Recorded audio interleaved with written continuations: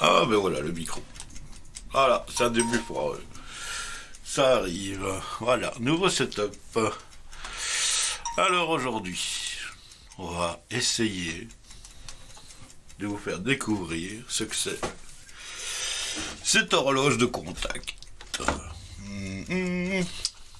On dû prendre notre caméra. Voilà. Petite horloge de contact. Voilà, c'est pas du nouveau, c'est du recuit, c'est du vieux. Ce qui était sympathique. Ah, un bel afficheur belle roulette d'or qu'on voit. Et ce qui était pratique sur ces boîtiers. Voilà, c'est tout joli. C'est quand même assez gros, imposant. Et alors on entend évidemment le tic tic tic. Voilà. C'était sympathique, hein, le petit tic tic tic. Bon, alors, j'espère que tout va bien. On va essayer d'ouvrir la bestiole. Alors, ce qui était bien à l'époque, c'est qu'ils avaient prévu un couvercle qu'on pouvait ouvrir pour aller régler, évidemment, l'heure de démarrage et l'heure de fin du système. Donc, l'utilisateur ouvrait la petite fenêtre, dire une belle écoutille, et aller régler cette vis là et cette vis là. Bon, évidemment, on n'a pas la bonne caméra. C'est les joies du setup. Voilà, la petite vis ici et la petite vis ici. Donc il suffisait simplement de décaler la petite vis et on pouvait ainsi régler sur la roulette. Hop là. Là, 1 heure de début et 1 heure de fin. Voilà. Donc ici, évidemment, elle n'est pas à l'heure. Hein. Donc, voilà. Alors évidemment, on va me dire, bon, ça, c'est utilité de monsieur, je règle l'heure de départ et de fin. Mais évidemment, il y a là tout en dessous, on va l'ouvrir, tout un mécanisme assez sympa. Hop là, posez là. Tout un mécanisme bien sympathique. On va peut-être voir mieux sur cette cam. Voilà. Avec, comme vous l'entendez, une horloge. C'est une trotteuse. On va essayer de la voir. C'est pas évident. Voilà, elle est là en dessous. Vous voyez le système. Assez sympathique. Alors c'est un système qui était autonome, évidemment. Mais qui dit horloge, dit ressort, remontée tous les jours.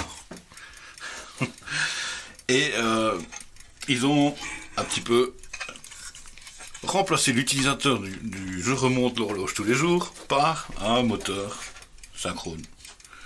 Directement. Qu'on voit ici. Voilà.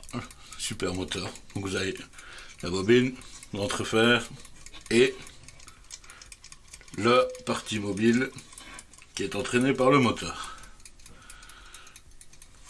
Parce que l'axe du moteur évidemment est ici derrière la... On ne le voit pas trop bien, mais voilà. La partie jaune. La partie jaune, tiens, elle est arrêtée. La partie jaune qui est là, au bout du tournevis, c'est le rotor. Le rotor est entraîné, est entraîné par ce champ magnétique du moteur. Et ensuite, eh bien, on a l'arbre principal qui s'occupe, lui, de remonter le ressort, qui est bien caché, lui, puisqu'il fait tourner, voilà, on le voit là, ici au-dessus, qui fait tourner une série de pignons dentés. Et le ressort de l'horloge se trouve ici dans la bague en bronze. Ça, c'est assez sympa. Hein. Je vais pas le défaire parce que le ressort il va partir dans tous les sens. Et... Non, pas très bon plan. Ça. Alors, donc on a l'horloge. Ah, je pense que le ressort est un petit peu détendu. Tiens. Non, ça fatigue un petit peu. C'est tout. Donc on a le système ici avec nos sélecteurs on-off, le 1, le 2, qu'on peut voir ici. Et on a une petite bascule qui traîne juste ici entre les deux. On a un système de bascule et on va décaler le tout. Hop, comme ça on va un peu plus clair dans nos histoires. Voilà. Alors faut me dire, hein, si le setup il va pas bien, il faut le dire, hein, pour avoir peur, hein, parce que c'est quelque chose qui a été refait aujourd'hui, hein, avec le PC. Alors ici, on aperçoit la petite bascule. Donc quand le système passe en premier, il bascule, puisque si vous regardez bien, vous allez voir que c'est une petite mise au point, un peu beaucoup mieux, voilà. Vous voyez qu'ici on a sur ce téléphone. Chut. C'est pas possible ça. Vous voyez qu'ici on a le système avec la petite barre ici en dessous du tournevis. Et l'autre, la petite barre, elle est totalement décalée. En dessous, là. Voilà. Totalement calée là.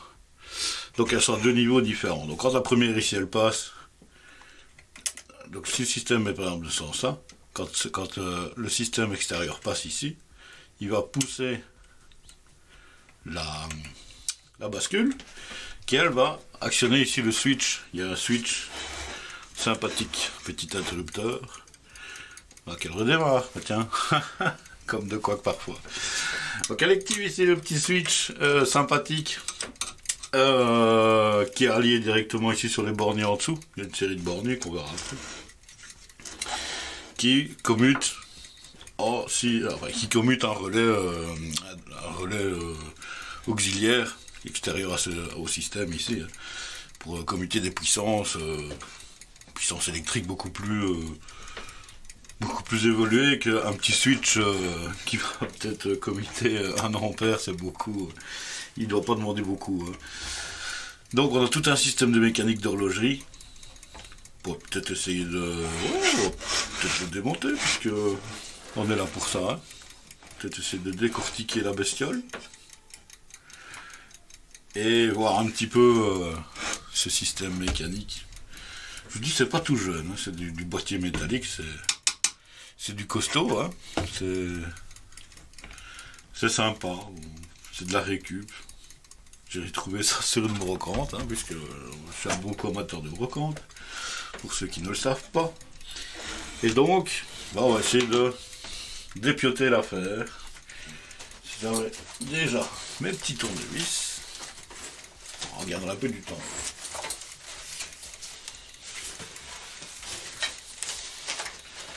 Pom pom pom.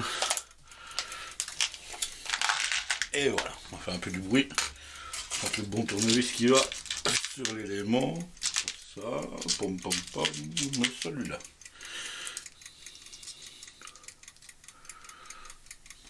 Voilà.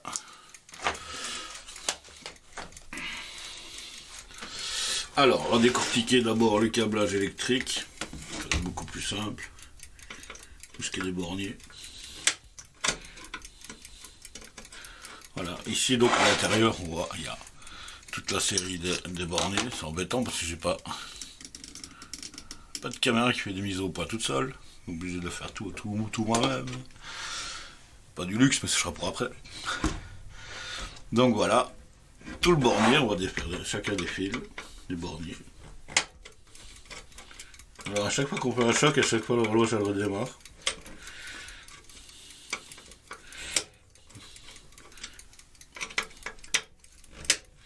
Alors, il y a un système automatique. Je vous parlais tout à l'heure du remontage de l'horloge, du ressort d'horloge. Il y a un système automatique qui est donc ici, cette partie ici avec l'interrupteur. Il y a une bascule, je pense, à l'intérieur, qu'on va voir après. Assez sympathique, hein. C'est vraiment du système d'époque qu'on ne pourrait même plus imaginer voir maintenant, puisque maintenant tout est remplacé par de l'électronique. D'ailleurs, un de ces quatre, on verra un de ces jours un système électronique de gestion d'horloge, puisque j'en ai, pour pas se faire prier. Alors donc ici c'est le système de, comme je disais tout à l'heure, c'est notre système de remontage automatique. Alors on va essayer de défaire toute la vis. Dire qu'à l'époque on osait mettre du câblage. Pour que ça aille correctement, on n'hésite même pas à faire des boucles dans les fils. Il fallait que ce soit costaud, que ça tienne dans le temps. Et là c'est sûr que ça tient dans le temps. Alors, quand on a défait tous les fils, ben, il ne restera plus rien. Ce sera beaucoup plus simple pour sortir tout le système hors de la petite boîte. Puisque, voilà, il faut tout démonter pour l'accès à la partie inférieure du système. Donc ici on défait toutes les vis, vite fait. Pom pom pom. Voilà. Tous les fils sont relâchés. On va pouvoir sortir le système. Alors il faut dire aussi qu'à l'époque c'était plombé. Tout était plombé. D'ailleurs les vis, on peut voir les vis, elles sont percées de manière à passer un fil de plomb dedans. Tout comme dans le couvercle. Ici on voit le système. On peut passer soit le plomb dans le petit trou, mais en général le grand trou ça reste souvent pour le caler correctement. Et on plombait entre la partie ici et la partie du petit trou qu'elle a. Vous voyez, ça va. L'utilisateur où était placé le système était censé de ne jamais l'ouvrir de 1, et de 2 de ne pas effectuer des réglages lui-même dans ses appareils qui étaient posés par un organisme agréé de l'époque. Alors, petite vis sympathique mais un peu mise de travers. Il y a un autre système encore. Ah. Et voilà. On va sortir le système. Donc ici, hop là, on voit entièrement métallique. Hein. Entièrement métallique le système. Hop hop hop. Voilà.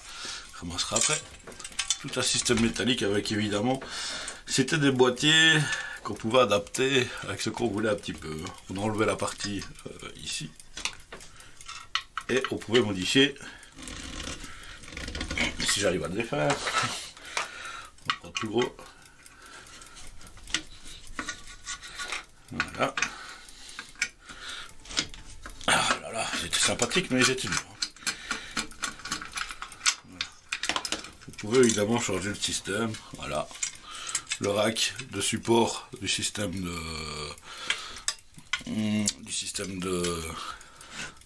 c'est vrai qu'il y a une caméra qui n'est pas très bien mise, du système de soutien de l'horloge en elle-même avec la petite plaque métallique derrière. Système assez sympathique, hein. Voilà.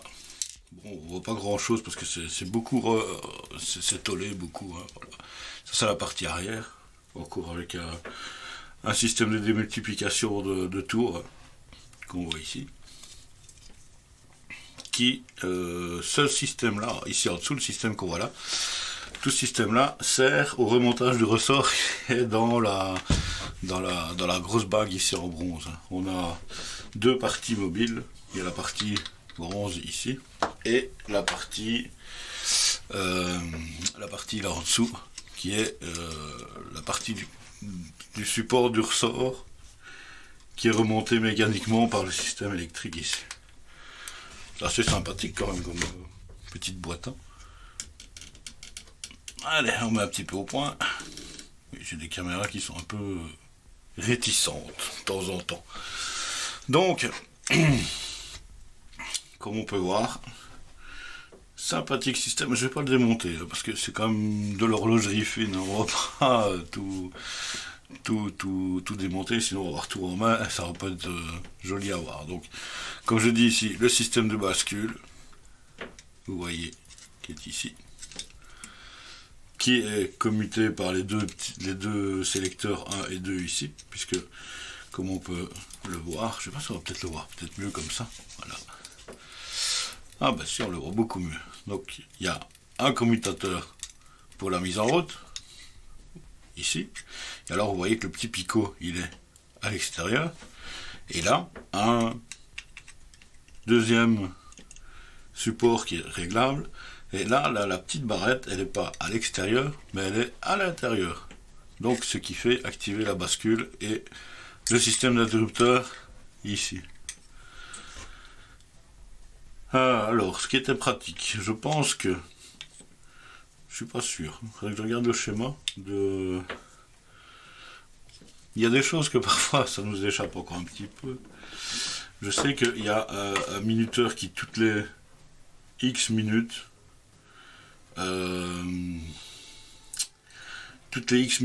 peut remonter le système.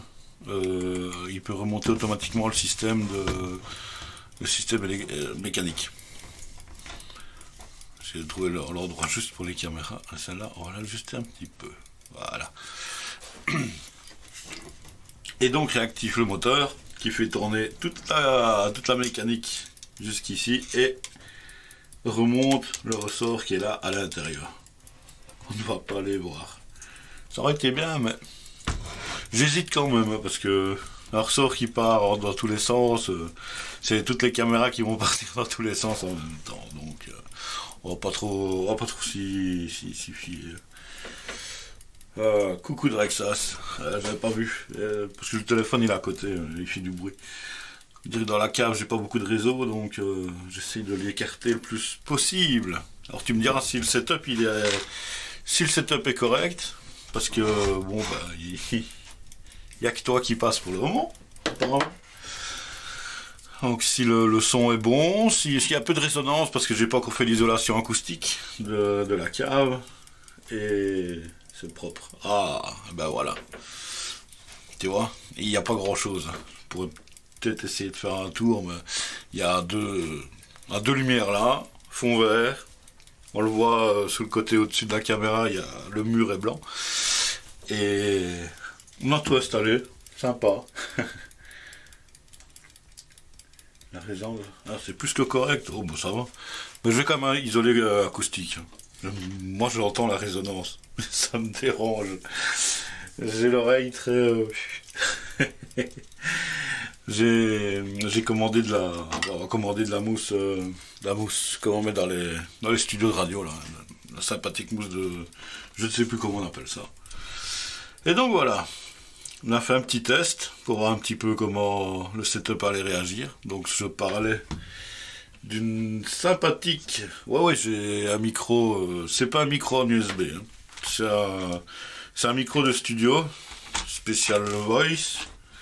Parce que bon, j'ai une voix assez grave, donc il fallait que je prenne un micro qui allait à ma voix. Parce que bon... Et j'ai une petite console de mixage avec une alimentation fantôme et tout. C'est le vrai micro studio, quoi. C'est pas celui qui est branché en USB où on fait n'importe quoi avec. Qui coûte la peau des fesses d'ailleurs. Ça faut pas le dire. Non, donc voilà. Ouais, je suis quand même bien content que ça fonctionne quand même bien, quoi. Donc, j'ai dû changer de machine. Enfin bon, j'ai essayé le setup avec un dual core. Et ça n'a pas été du tout. Le dual core il était à 100% dès que je mettais OBS en route. Alors, ah bah oui, comme t'as loupé. Alors, c'est une horloge de commutation. Alors, je vais pas la remettre en boîte. Hein. Et de toute façon, il est enregistré le stream. Il sera sur. S'il est bon, je le mets sur YouTube. Hein. Donc voilà. Donc à l'origine, c'est mis dans une boîte avec une écoutille. Voilà à quoi ça ressemble. Tu vois, une sympathique petite boîte. Où, évidemment, c'était placé par des organismes agréés, évidemment, à l'époque. Hein. Ça pouvait servir de commutation. Je crois que j'en ai déjà peut-être bien vu. Je pense chez mon parrain, quand ils ont cassé la maison. Je pense qu'il y a une brique qui était tombée, d'ailleurs, sur le boîtier qui était lui en bakélite encore à ce moment-là. C'est encore plus vieux en bakélite. Ici c'est de la tôle. Hein. Et alors, comme je disais, quand il était installé et qu'il y avait des modifications à faire, on n'ouvrait pas toute la boîte. Parce que toute la boîte, bon, t'as une bonne grosse vis là, tu vois, hein, un bon gros truc où on peut la plomber aussi. Il y a un trou pour le plombage. Et quand on doit les modifier, on fait comme les écoutilles de bateau. On défait le petit papillon, sympathique, et on ouvre l'écoutille. L'écoutille, tu vois, c'est assez sympathique, c'est joli, c'était style à l'époque, hein. C'est du verre, hein. Je précise que c'est une enveloppe de verre hein, qui est mise là, c'est joli. Bon, j'avais trouvé ça dans une brocante, et puis je vais en faire un sujet de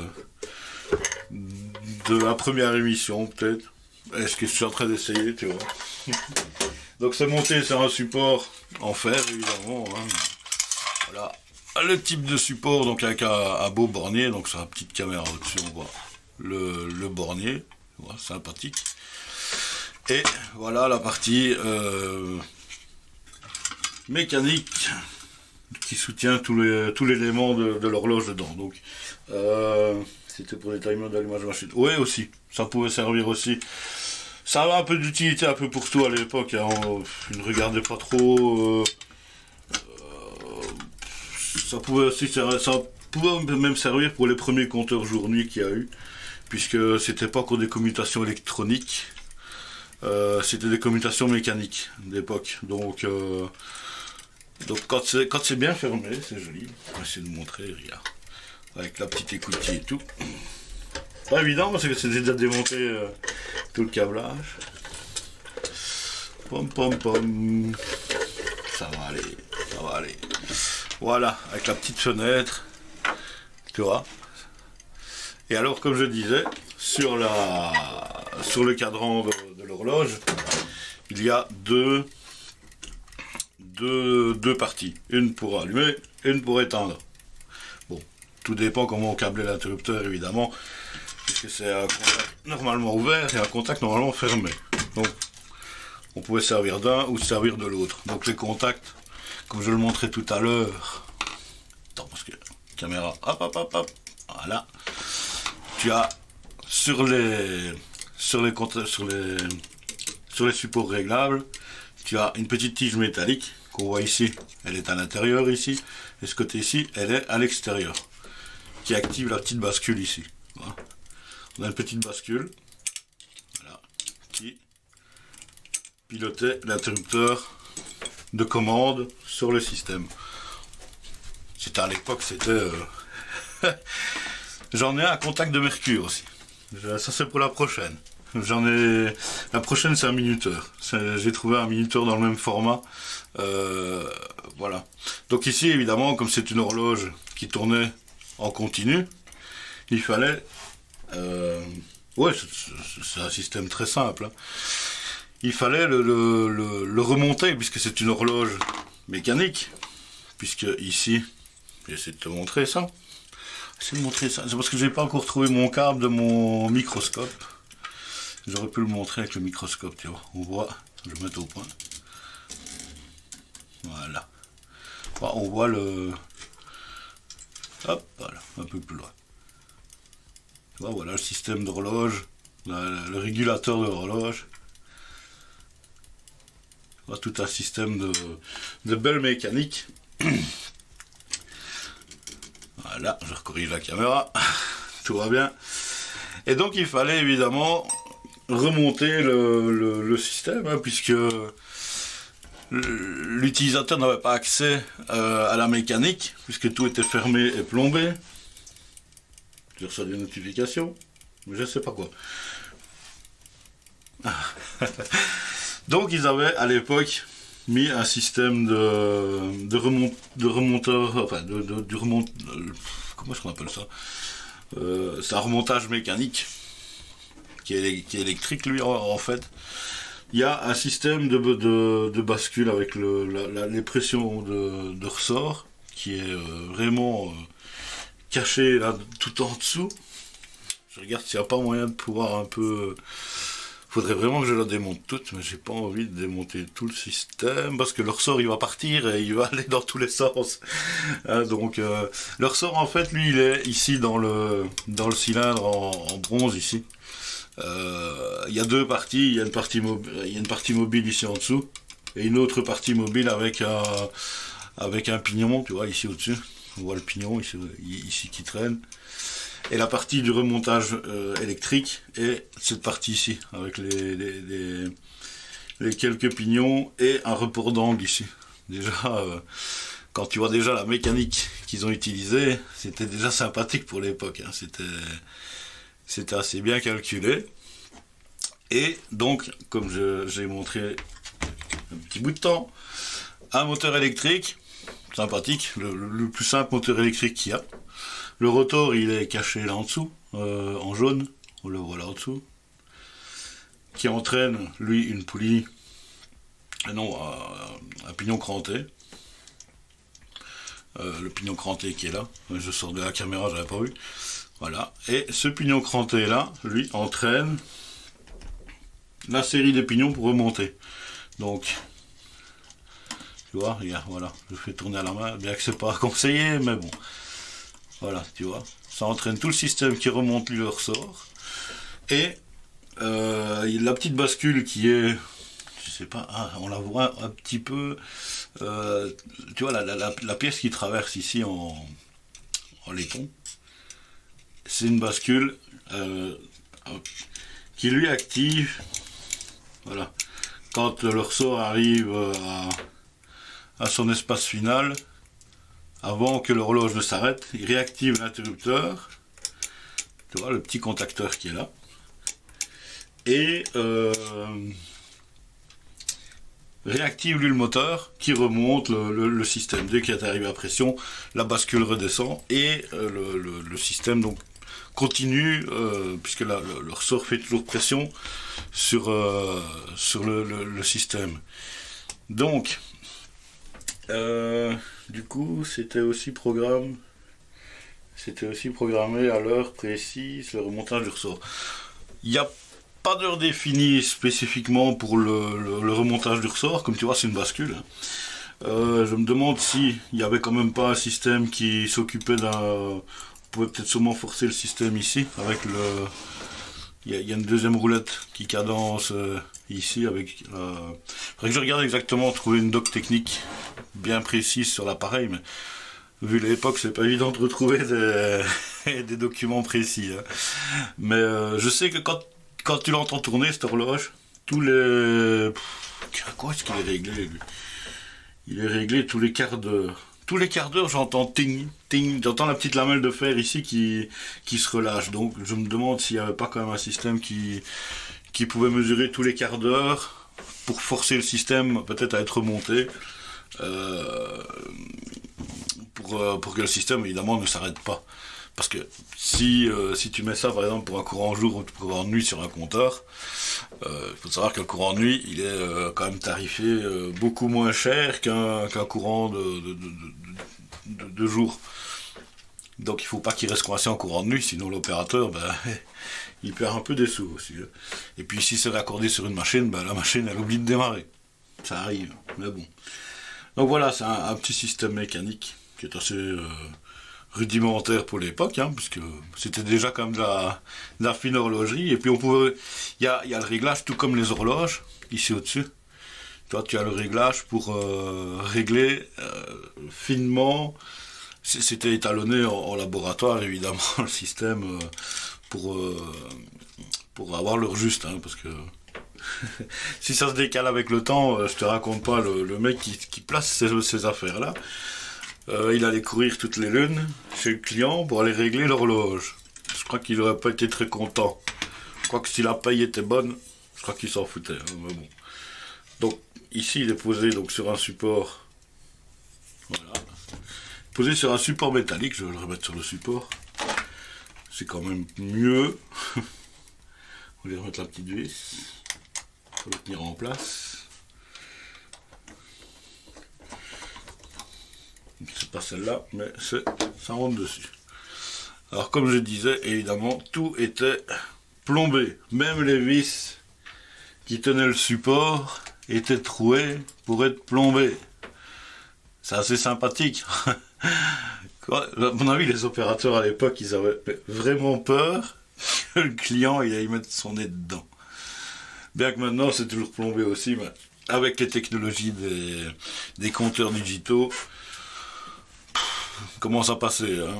J'en verrai un de compteur analogique. J'en ai un qui traîne en haut. Celui-là, on va pouvoir le dépioter.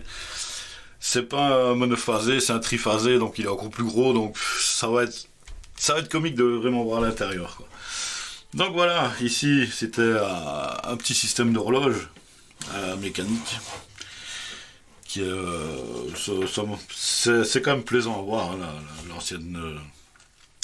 Et comme tu vois, comme le boîtier lui est fermé et étanche, c'est vraiment étanche, il y a vraiment tout un jeu de joints. Ici, tu vois, il y a un double, il y a un joint qui est placé là-dedans. C'est vraiment du conservé dans l'état qu'il était monté de l'époque. Hein. On peut regarder, il n'y a pas un poil d'oxydation nulle part. C'est d'une propreté. C'est très très joli, quoi. Franchement. Et ça coûtait cher. J'ai pas l'idée de prix, mais des appareils comme ça qui étaient préparés comme ça devaient quand même coûter quand même assez cher au montage. Bon voilà, le prix c'était le client qui le mettait. Voilà, c'était un petit peu la première bêta test aujourd'hui de cette émission. Ça peut recommencer fait, tiens, pourquoi pas, hein, parce que il y avait le petit jingle qui était sur le système. Bon, maintenant, il ne reste plus qu'à améliorer tout le setup. Hein. Et puis, on verra la suite. On verra la suite du système, de tout ce qu'on peut démonter. Il y aura de tout. Hein. Je suis dans la cave. Hein, donc, à côté, par là, il y a une cave qui est pleine de caisses. Donc, il va y avoir plein de choses qu'on va pouvoir découvrir d'ici peu. Je récupère aussi pas mal de choses. D'ailleurs, j'ai encore... on pourra peut-être encore bien dépioter autant des autoradios. J'en ai aussi. Des petits, des grands, j'en ai dans toutes les formes. Et dans toutes les années. Quasi. Ouais, toutes les années. Par décennie. Voilà, donc on se retrouvera d'ici peu pour d'autres aventures. Et d'ici là, comme on dit, portez-vous bien. Et merci Draxas hein, pour le petit... les petits messages, parce qu'il y avait personne qui m'a dit si le setup était bien, et Chantal n'est pas là. Donc, j'ai fait à l'arrache, et j'aurai la suite. Ils sont tout à s'enregistrer, il y aura les liens sur... il y aura les liens sur YouTube, je le foutrai sur Twitter, et voilà. Allez, ceci dit, passez une bonne après-midi, et à la prochaine.